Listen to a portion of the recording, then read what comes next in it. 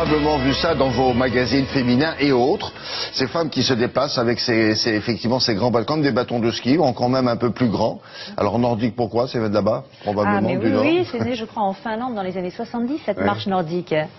Et donc, évidemment, elle diffère de la marche classique. Quand la marche classique, on marche, je dirais, avec ses pieds et on fait bouger plutôt la partie inférieure du corps. Avec la marche nordique, vous l'avez dit, on a un bâton dans chaque main. C'est la partie supérieure qui travaille aussi. On fait marcher la partie supérieure du corps. Les bâtons servent à accentuer en quelque sorte le mouvement de balancier des bras, à propulser le corps en avant, donc on va un petit peu plus vite. Les spécialistes disent qu'on fait travailler 80 à 90% des muscles du corps, donc c'est un sport très complet. Je dis un sport parce qu'aujourd'hui c'est un sport qui est encadré par la Fédération française de l'athlétisme. Et donc cette activité physique, vu qu'elle fait travailler l'ensemble du corps, eh bien elle est pleine de bénéfices pour la santé, et en particulier, puisque on parle de ce mois d'octobre, octobre rose, elle permet, comme d'autres activités physiques, mais spécifiquement cette marche nordique, de prévenir les risques, certains risques d'apparition de cancer du sein. Donc tous ces bénéfices pour la santé expliqués par le médecin de la Fédération française d'athlétisme.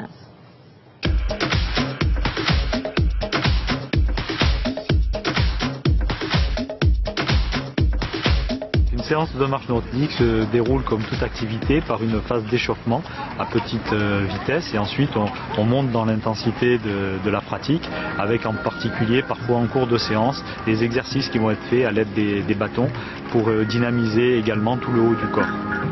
La marche nordique va mobiliser 80-90% des muscles du corps, donc c'est un des rares sports avec l'aviron à pouvoir donner ce tel taux de participation musculaire, avec donc un bénéfice pour la santé qui va être plus important qu'une marche traditionnelle. La marche nordique par rapport à la marche traditionnelle va engendrer une dépense de calories qui va être 40 à 50% supérieure.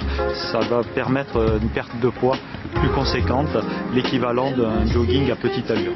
Par contre, la sensation de fatigue sera bien moindre. Elle sera équivalente à la marche traditionnelle. Alors des études scientifiques ont pu montrer que l'activité physique, en particulier la marche nordique, peuvent avoir un effet bénéfique sur la santé, sur les maladies cardiovasculaires, sur le diabète et également sur la prévention de certains types de cancers hormonodépendants. Donc en particulier le cancer du sein, le cancer de la prostate et le cancer de l'endomètre. Ce sont des cancers qui sont activés par une trop grande sécrétion d'hormones sexuelles et donc par l'activité physique on va permettre une meilleure régulation de la sécrétion hormonale et avoir un bénéfice en termes de prévention sur ce type de cancer. Je pratique la marche nordique depuis une dizaine d'années. Je l'ai appris lors de mon séjour en Allemagne. La particularité allemande est que la sécurité sociale vous rembourse 2 fois par an 10 séances, donc dans l'ensemble 20 séances de Nordic Walking.